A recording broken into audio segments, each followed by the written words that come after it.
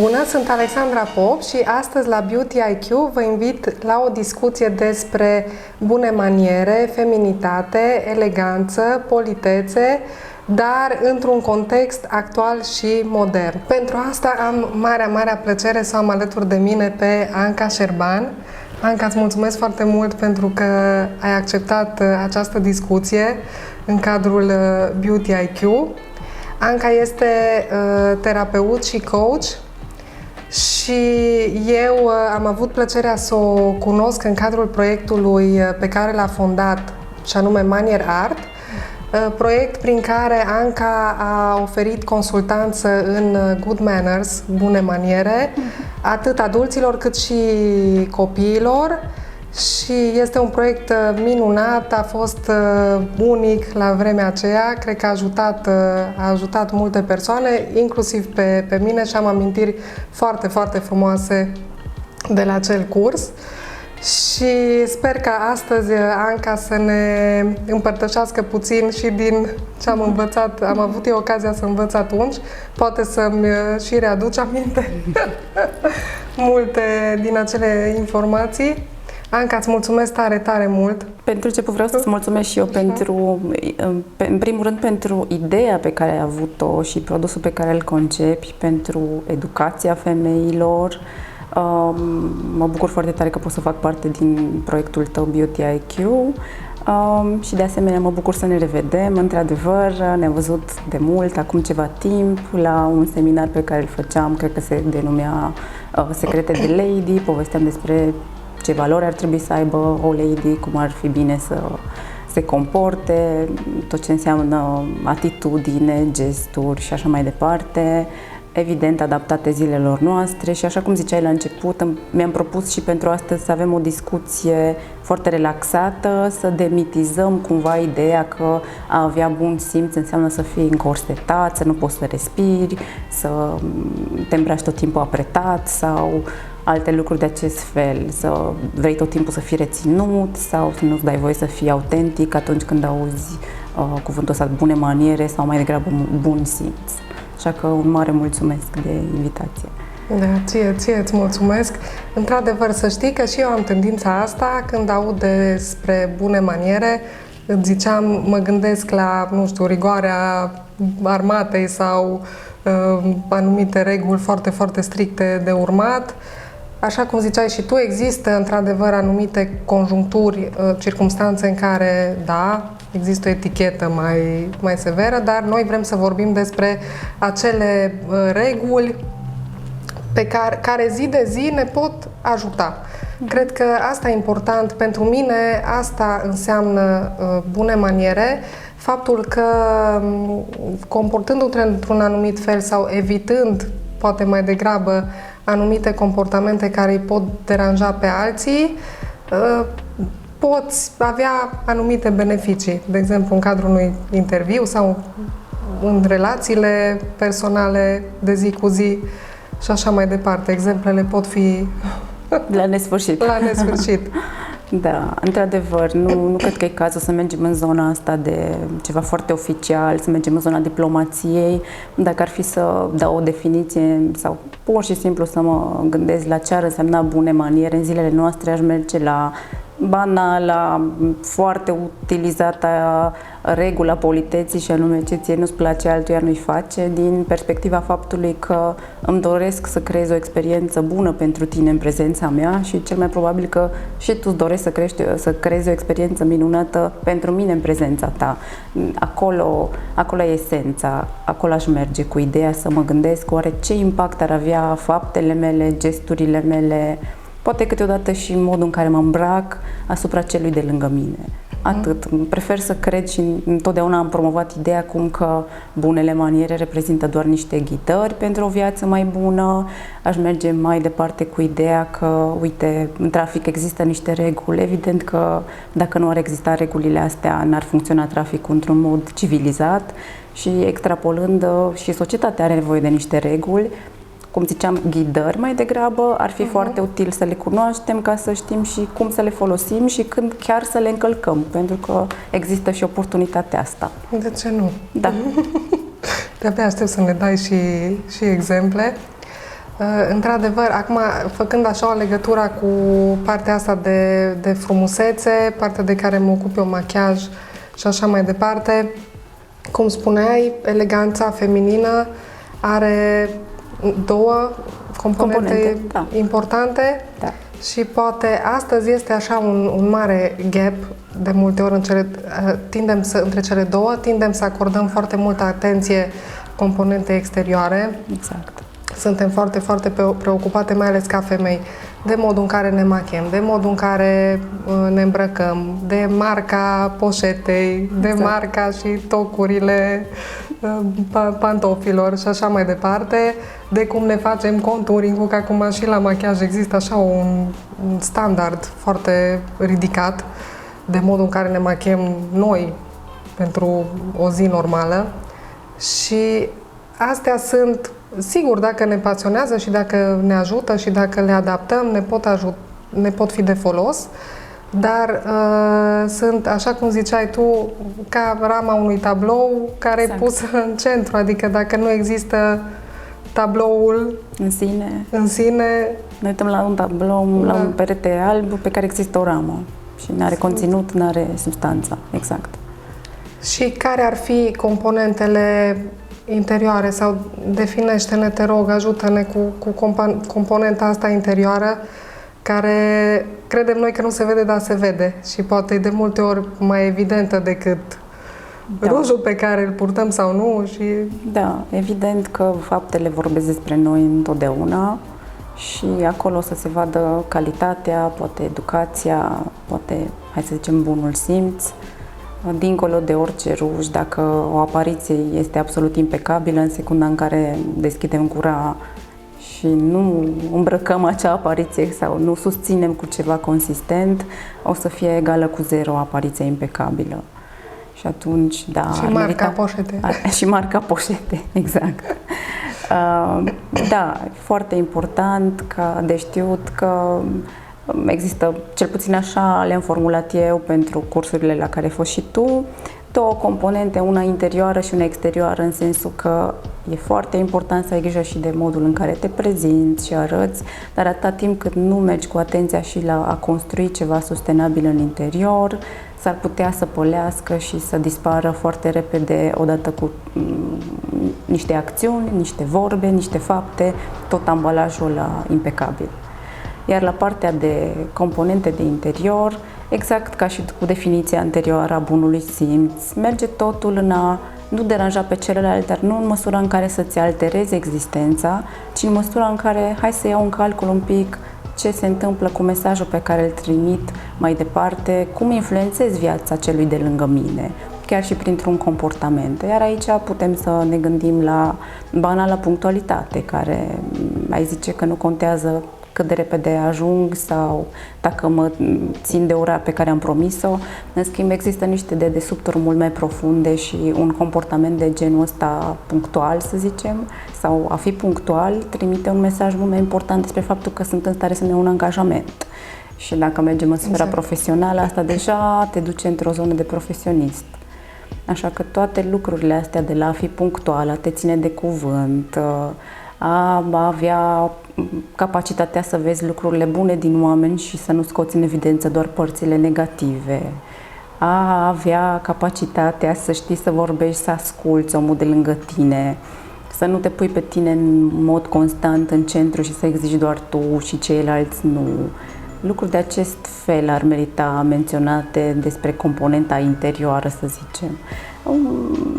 Un lucru foarte simplu ar fi autocunoașterea. Atâta timp cât ne cunoaștem, la fel și cu regulile, dacă ce cunoști, știi să gestionezi.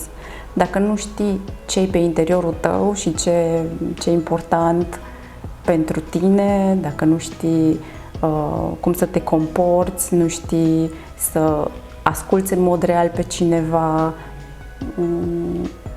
n-ai putea să mergi într-o zonă de eleganță, pentru că estetica întotdeauna va fi bătută de, așa cum ziceam, comportament. Faptele vorbesc. Exact. Rama și tablou. Rama și tablou, exact. Ne întorcem la metafora. Niciodată nu o să fie rama în centru. Exact. Și atunci poate că ar merita să luăm în calcul pentru început măcar o simplă conștientizare. Să punem o întrebare, să ne punem cumva pe o poziție mai joasă și să ne întrebăm, poate că nu suntem noi chiar centrul universului, să ne întrebăm apropiații, să cerem o părere, un feedback, oare comportamentul meu este exact așa cum mi-l imaginez eu, asta ajunge și în realitatea înconjurătoare sau e doar în mintea mea? Ăsta e un exercițiu foarte bun, să întreb oameni apropiați în care pot să-mi pun baza. Asta voiam să te întreb. Cum conștientizăm? Pentru că sigură că noi toți avem anumite comportamente, anumite gesturi, anumite ticuri, moștenite, dobândite pe parcursul vieții, care pot fi deranjante sau chiar foarte deranjante, poate chiar pot ajunge să ne împiedice, nu, să ne atingem anumite scopuri, de exemplu să obținem un job într-un interviu sau... Fără doar și poate. Așa mai departe. Cum putem face să le conștientizăm? Dacă crezi că oricând putem face exercițiul ăsta sau există o anumită vârstă când poate fi prea târziu? Părerea mea e că poți să înveți oricând și atâta timp cât respirăm putem să ne dezvoltăm, nu există un stop. Cred că învățăm toată viața, în fiecare secundă a vieții noastre într-o formă sau alta. Nu cred că există un moment potrivit. Ideal ar fi cu cât te cunoști mai repede, mai bine, cu atât mai bine. Poți să întrebi întotdeauna oamenii apropiați, poți să faci, uite cum ne ajută David, să filmăm, să te filmezi, să te înregistrezi, că tot avem la dispoziție atâtea telefoane smart, putem să le folosim și în scopul de a ne dezvolta. Și atunci, cred că una dintre cele mai bune metode e să te vezi în acțiune și atunci poți să dai seama ce schimbi. Evident, și partea asta de a cere feedback din afară și a pleca de la o părere umilă, de la ideea că merită să învăț. Vreau să mă dezvolt și să nu mă cred în centrul universului, nu am nimic de îmbunătățit. În secunda în care am atitudinea asta, cu siguranță nu am deschiderea să văd ce pot să schimb sau să accept că am nevoie să schimb.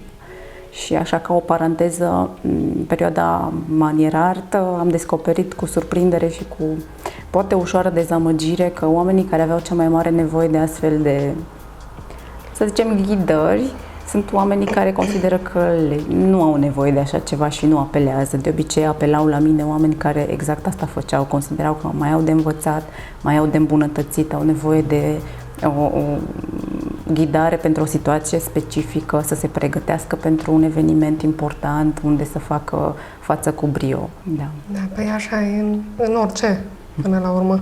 Trebuie să ai deschiderea și să-ți dorești să înveți orice. Da. Și da, cred că domeniul ăsta de autocunoaștere și de a accepta un feedback de la un apropiat, un cunoscut care poate nu-i 100% ceea ce vrei să auzi, este un challenge destul de important. Poate la maturitate ar trebui să fim capabili. Fără doar și poate. Dar fără doar și poate. mai asta greu. Poziția pentru a învăța, să accepti că nu le știi pe toate și merită măcar de dragul experimentului să descoperi ce ajunge în afara ta. Anca, hai să vedem dacă ești de acord, să trecem puțin în revistă câteva gesturi care ar fi de evitat no matter what. Și care sunt așa în top gesturi deranjante, indiferent de situație. Să văd, poate mi identific și eu. Bănuiesc că te referi la anumite gesturi legate de modul în care poate să-ți fie afectată imaginea, feminitatea, modul în care transmiți ceva poate puțin greșit sau diferit față de ceea ce îți dorești și ar putea să existe o incongruență în ceea ce îți dorești să transmiți și ce transmiți.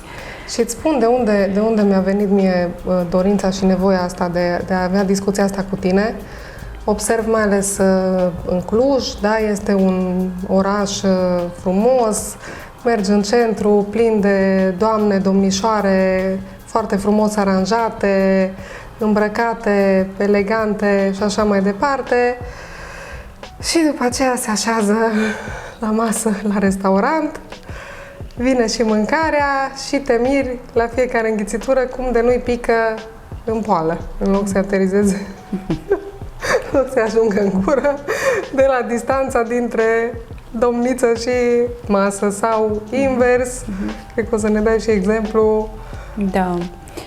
Bănuiesc că te referi la ideea că poate ar fi potrivit să aducem mâncarea la gură și nu gura la mâncare, adică să nu ne aplecăm foarte tare atunci când suntem la restaurant. Nu înseamnă că acasă nu putem să fim mai relaxați sau... Da, normal. E ceva ce mie îmi sare în ochi, exact, știi? plecăm exact de la ideea respectivă pe care am menționat-o la început. Nu doresc să deranjez pe cineva cu gestul meu, poate puțin exagerat. Asta unul la mână. Știu că am discutat înainte să ne întâlnim inclusiv de poziția corpului și din nou nu vorbim despre armată, despre a fi apretat, încorsetat, despre poziția pe care poți să o ai, mai ales când ești, să zicem, în fustă, o poziție nepotrivită, să stai cu picioarele foarte depărtate. Nu aș vrea să mergem mai departe, să studiem sau să discutăm despre pozițiile pe care le adoptă cei de la curțile regale și n-aș vrea să mergem atât de departe, ci pur și simplu să ne rezumăm la ideea de decență. Pentru că de cele mai multe ori, inconștient, invităm la comportamente nepotrivite și îmi permit să merg până la agresiuni prin anumite gesturi pe care le facem sau modul nepotrivit în care ne îmbrăcăm. Și aici nu vreau să mergem să anulăm ideea de autenticitate, ci pur și simplu să descoperim ce fel de mesaj transmitem prin modul în care ne poziționăm corpul sau ne îmbrăcăm sau gesturile pe care le facem, dacă într-adevăr reușim să transmitem ce ne propunem sau din contră transmitem cu totul și cu totul altceva. Poate pentru tineri, nu știu, poate și eu când aveam altă vârstă, că apare dorința asta de a fi super unic, autentic, de a sărbători autenticitatea asta poate într-un mod mai extrem. Și trebuie să realizăm că nu întotdeauna asta ne ajută în orice context. Fără doar și poate. Dacă aș merge mai departe, știu că te-ai amuzat teribil când am trecut prin prezentare înainte de filmare, povesteam despre, uite, un gest de ștergerea dinților cu limba, sau buzelor cu limba, iar un gest care nu neapărat transmite într-un context social sau într-un context și mai departe oficial un mesaj care să te servească, să-ți facă un serviciu. Altceva ce am mai discutat noi foarte tare era legat de ticuri, de răsucirea părului în mod nevrotic pe degete sau rosul unghiilor sau bățăitul picioarelor pe sub masă sau tot felul de astfel de gesturi. Din nou, asta o să transmită poate că faptul că nu mă simt confortabil în situația respectivă, poate nu-mi doresc să fiu acolo și la urma urmei îmi doresc sau nu să transmit mesajul acela, știi? Cam despre asta e vorba în... Nesiguranță, poate? Nesiguranță, fără doar și poate, și asta poate să fie, evident, luată în context specific și nu generalități, dar, da, s-ar putea să nu, nici măcar să nu fim conștienți de gesturile pe care le facem în felul ăsta și atunci exercițiul ar merita încercat cu feedback-ul, monitorizarea, înregistrarea, a cere o părere care să mă ajute. Da, ca după un prânz bun la care, în timpul căruia ai sorbit bine toată ciorba. Păi nu-mi curăț eu dinții cu... Da, așa ca lumea. Asta chiar, într-adevăr, nu înțeleg, care e problema? Problema e că s-ar putea să deranjezi pe cineva care probabil își dorește să aibă o conversație liniștită, poate din contrariu o conversație importantă, poate chiar intimă la restaurantul sau locul în care iau masa și realmente s-ar putea să deranjezi.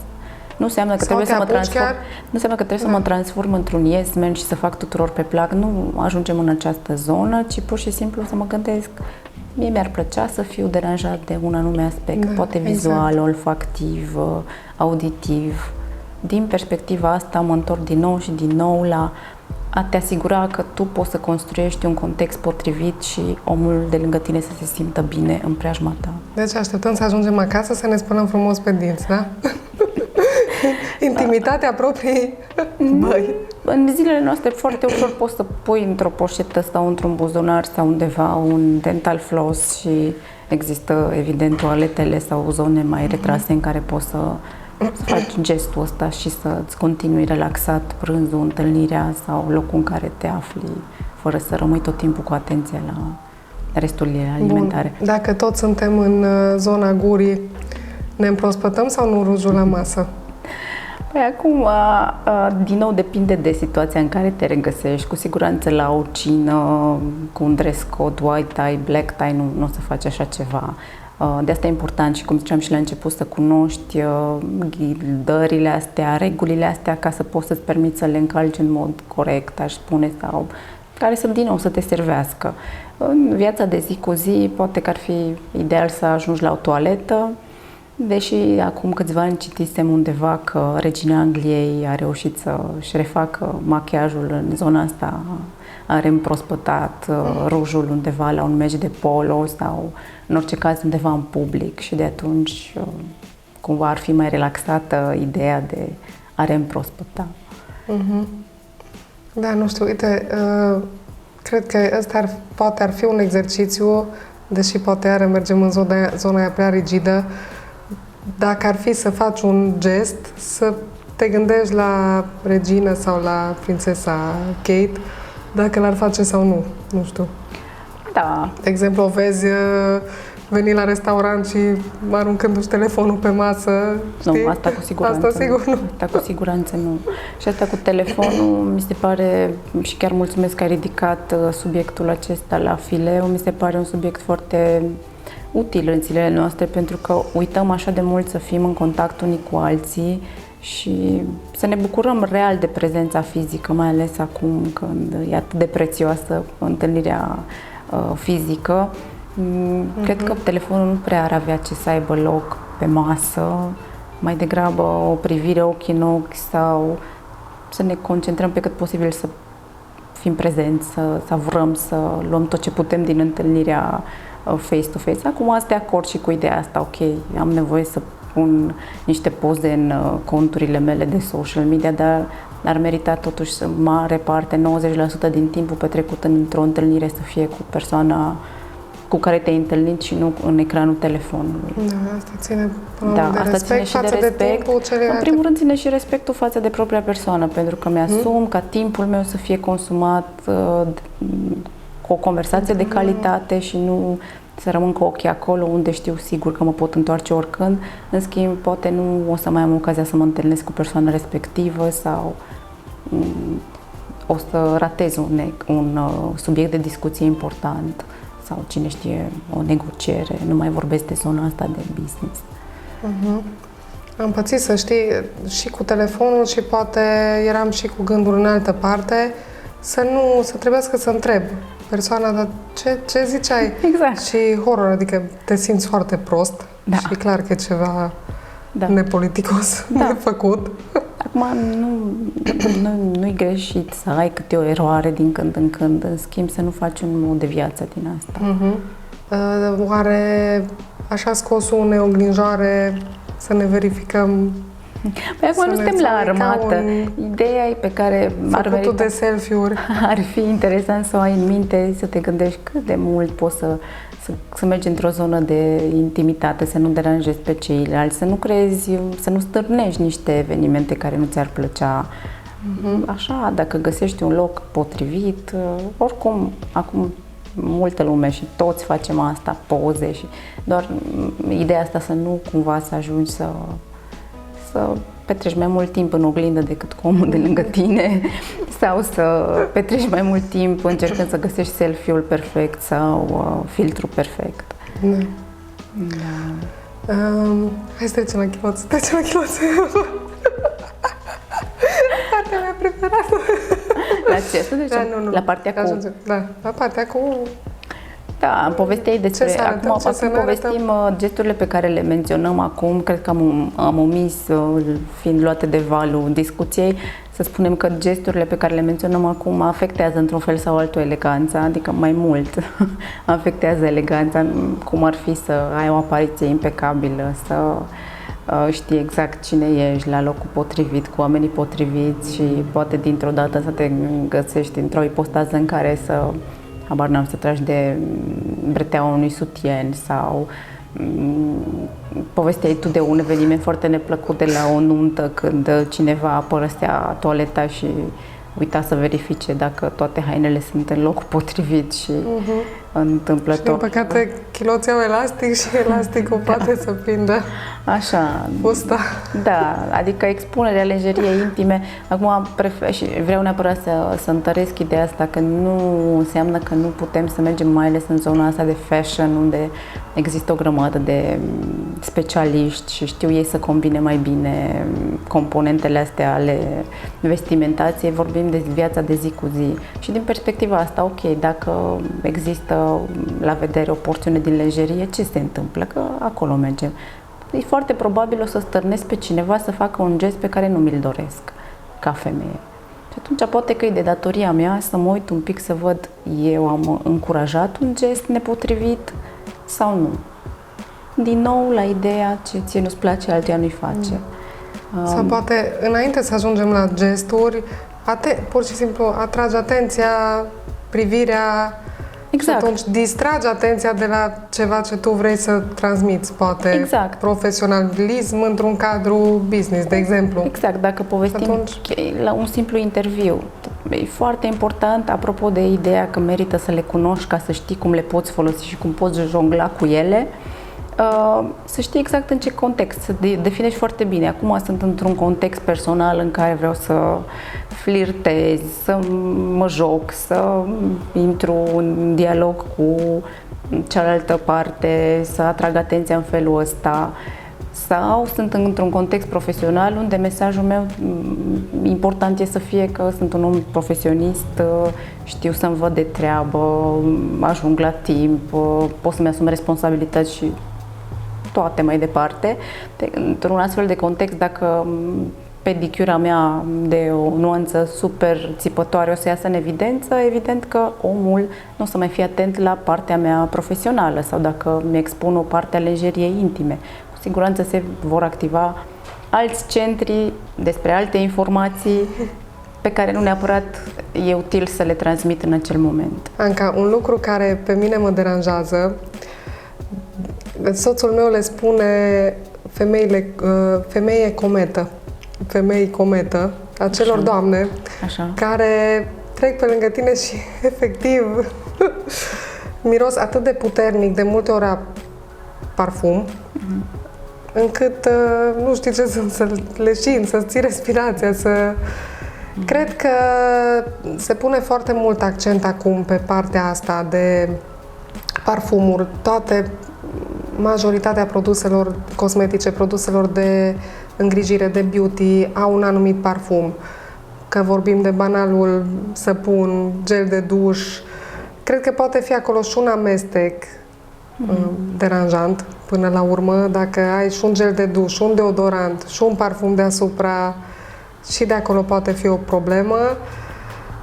Nu știu, am petrecut mult timp fără să avem acces la genul ăsta de produse și acum am impresia că facem puțin exces de zel. Folosim prea mult, poate nu folosim produsele potrivite pentru un anumit sezon. Vara, un parfum de iarnă este mult, mult mai greoi. Îmi spuneai și tu că este un aspect important în eleganța feminină și anume aspectul fără doar și poate. Olfactiv. Exact. Aspectul olfactiv poate să-ți augmenteze eleganța sau din contră să-ți dăuneze grav eleganței. Partea asta cu parfumul e foarte interesantă și poți să o folosești ca un atu. Întotdeauna să te gândești dacă îți dorești să îndepărtezi oamenii sau să-i apropii. De cele mai multe ori, cantitatea de parfum ar fi bine să fie în așa fel încât oamenii să-și dorească să se apropie, să întrebe oare ce miroase așa de bine, decât să-și dorească din prima secundă să o ia la fugă și să nu știe cum să facă rost de o gură de aer. Asta pentru că nu avem aceleași gusturi. Și dacă mergem mai departe în zona de business, chiar la interviuri m-aș duce cu ideea, aș recomanda la un interviu să nu folosești parfum, din perspectiva faptului că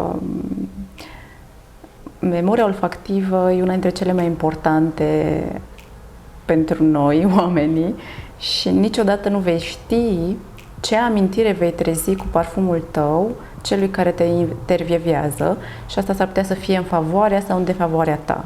Și atunci, ca să previi acest lucru, merită să nu folosești parfum în ziua cu interviul. Am înțeles, asta e bună bun sfatul, sper să fie folositor, dar dacă mergi la un date și vrei să miroși a o zi de primăvară, repet, în același fel, îți imaginezi care e rezultatul pe care vrei să-l obții. Vrei să îndepărtezi omul respectiv sau vrei să-l apropii? adică tot așa mă gândesc că poate fi riscant, știi? Exact. Tipul respectiv pe care tu vrei să-l atragi să Exact. nu fie neapărat atras de genul ăla Da. de parfum. Și atunci, ok, mergem pe ideea de... Și din nou ne întoarcem din nou și din nou și o să mă repet la infinit la partea asta ce ție nu-ți place, altuia nu-i face. Adică pot să mă poziționez câteva secunde sau zeci de secunde în locul omului cu care urmează să mă întâlnesc și să mă gândesc dacă mie mi-ar plăcea o experiență de acest fel. Am asistat la un moment dat în viața mea la o scenă de genul ăsta, când cineva avusese o reacție realmente organică, adică pur și simplu i s-a făcut rău și să meargă la baie pentru că efectiv o senzație de greață, de... Am pățit și eu în sarcină, să știi. Da. Că poate și de acolo am amintiri crunte legate de aceste doamne super, super parfumate. Tot așa, era o reacție fizică de rău, chiar dureri de cap. Da. Așa mai departe. Pe de altă parte, din punct de vedere anatomic, să zicem, merită menționat și faptul că se obișnuiește foarte tare bulbul olfactiv cu mirosurile. Și asta e, din motivul ăsta ne vine să ne dăm din ce în ce mai mult, pentru că ne obișnuim atât de repede și nu mai simțim parfumul. Și atunci avem tendința să punem jumate de sticlă ca să simțim noi parfumul respectiv. Nu și ne atunci gândim așa că se întâmplă, da. Poate ne transformăm într-o armă olfactivă. Exact, într-o bombă olfactivă. Și atunci acum îmi vine ideea asta că poate că ar fi util să schimbăm parfumul și să nu folosim în mod constant un singur parfum, exact din perspectiva asta, ca să pot să controlez cantitatea. Sau dacă mi-asum că m-am obișnuit și nu mai simt la modul la care l-am simțit, să știu că e suficient că am dat un puf sau două pufuri și funcționează. Deci și tu cât te ține, știi? Dacă te ține sticla o săptămână, s-ar putea să fie Exact. Da. Da, din punct de vedere vizual, tot așa aș sfătui doamnele și domnișoarele legat de make-up. Așa, chiar. Să încerce să aibă un aspect îngrijit. Până la urmă ține de respectul de sine și de respectul față de ceilalți. Dar chiar așa, ce înseamnă aspect îngrijit? Ia, spune-ne și tu două, trei sfaturi. Aspect îngrijit, adică indiferent de stilul de machiaj, indiferent de culorile folosite, să fie produsele respective aplicate corect, să nu se întindă, să nu ne transferăm, creion, tuș pe pleoapă, Sunt lucruri iară care atrag atenția. Chiar am vorbit cu oameni care au ținut interviuri Așa. și au observat chestia asta la anumite candidate. Și îți distrage atenția de la ce ar trebui să, nu știu, faptul că fondul de ten este 3 nuanțe mai închis față de gât, că ți-ai întins rujul pe dinți sau, pe față. Sunt lucruri care atrag atenția într-un mod, din păcate, neplăcut. Fără doar și poate. Și nu te ajută în niciun context. Deci sunt câteva tehnici, câteva lucruri pe care cred că o femeie elegantă trebuie să le învețe și să le aplice până la urmă mai bine fără machiaj decât cu un machiaj care transmite mesajul că suntem neîngrijite și așa mai departe. Iarăși excesul, exact ca în cazul parfumului, excesul, adică vorba ta depinde de context, dar vreau să-mi pun un ruj roșu care să țipe foc și pană, pasiune, nu știu, într-un context business sau nu neapărat. Îl păstrez pentru un festival. Exact. Sau pentru o întâlnire. Sau o întâlnire cu... un date, exact. Da, sau, o ieșire cu fetele în oraș. Deci... Cel mai simplu mod, cred că și se aplică și în zona asta de make-up, e pur și simplu să mă întreb ce rezultat vreau să obțin. și exact. mulțumit de rezultatul pe care urmează să-l obțin, da sau nu, atât de simplu. Să ne adaptăm, e simplu până la urmă. Da, bănuiesc că o să ne povestești mai pe larg diverse tehnici în următoare interviuri despre cum și ce să facem ca să avem un aspect impecabil în viața de zi cu zi. Da, nu neapărat impecabil, dar iară, cum zici tu, nu trebuie să ne punem așa o presiune, știi? Nu trebuie să ieși din casă ca și cum ai fost la un make-up profesionist, indiferent de stil, indiferent de cât de natural sau nu îți dorești rezultatul. Dar cred că trebuie pentru o existență, mă rog, o femeie elegantă, acolo câteva, știi, un minim. Exact, și să ajungem, nu trebuie să ne punem niște super standarde. Exact, și bănuiesc că ajungem din nou în ideea asta, să avem un aspect plăcut, să creăm un context plăcut. Nici nu are sens să mergem în zona de igienă. Exact. Ce ar însemna să nu avem sau să avem o igienă precară într-o întâlnire sau alta. Cum am seta întâlnirea respectivă, cu ce așteptări și cu ce rezultate la urma urmei, nu cu ce așteptări, dacă n-am avea grijă de partea aceasta legată de o banală igienă. Da. Anca, în încheiere, vreau să te rog să ne dai câteva exemple, așa, pe sufletul tău, de femei elegante. Înainte de exemplele pe care le-am în minte, o să vreau să menționez sus și tare că nu există o rețetă.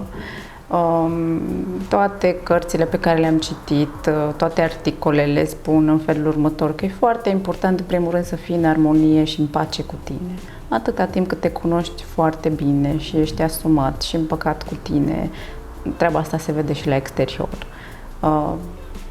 Ține de muncă interioară, la urma urmei, în fiecare zi a vieții noastre, să facem pași înspre a ne întoarce la cine suntem și de acolo a pleca înspre a șlefui ce mai e nevoie să șlefuiești și, evident, a ține cont și de modul în care pot să-i fac existența ușoară cele cu care mă întâlnesc, nu a prelua din sarci, nu a mă transforma într-un salvator, ci pur și simplu să las o amintire plăcută, să las o senzație plăcută, un gând bun, poate chiar o energie bună sau o rază de speranță, compasiune și așa mai departe. Și pentru că știu că insisti să menționez niște nume, o să spun pe eterna Audrey Hepburn, pentru că reprezintă un etalon în materie de eleganță și acolo putem să ne uităm foarte clar că nu însemna că nu era autentică, nu însemna că nu se manifesta și nu se comporta așa cum îi venea natural, dar cu toate astea știa să aibă atenția la ce lasă în urma ei ca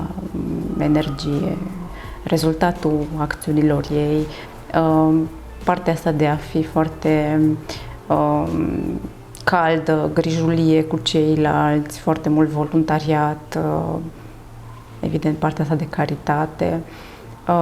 Iar legat de zona asta din România, din nou m-aș duce cu gândul la o femeie elegantă, Marie Rose Mociorniță, și în încheiere să menționez pe cineva din mediul online, o prezență pe cât de puternică și autentică, pe atât de discretă și elegantă, adaptată în zilele noastre, Sonia Argentionescu. O să urmăresc și eu. Dar, repet, astea sunt doar preferințele mele și insist că nu există rețete. Rețeta e să vrei să îmbunătățești, să lași să curgă după tine o energie bună și să nu deranjezi. O femeie elegantă nu deranjează, nu există asperități în comportament sau exagerări de modul la care ar putea să facă rău cuiva. O să închei cu dictonul ăsta care zicea, și îmi plăcea mie la un moment dat, că o femeie elegantă nu neapărat își face simțită prezența, în schimb este simțită absența. Ce frumos! Foarte, foarte, foarte frumos. Și pe această notă minunată o să încheiem. Îți mulțumesc din suflet și eu pentru know-how și pentru energia cu adevărat elegantă, aș numi eu. Și sper să ne mai întâlnim, să mai povestim Cu siguranță. Abia aștept sunt următoarele multe. teme de discuție, aștept păreri, aștept sugestii de la cei care ne urmăresc și, deși nu mai practic în domeniul acesta, o să-mi pun la bătaie toate cunoștințele pentru proiectul Beauty IQ. Mulțumesc și eu pentru invitație. Mersi, Anca, mersi din suflet. Vă mulțumim din suflet pentru că ne-ați urmărit și vă rugăm să ne ajutați pentru discuțiile viitoare cu orice sugestie, sfaturi, orice întrebări ați avea legate de bune maniere, feminitate, eleganță în contextul actual. Vă mulțumesc și urmăriți-ne în continuare pe canalul Beauty IQ.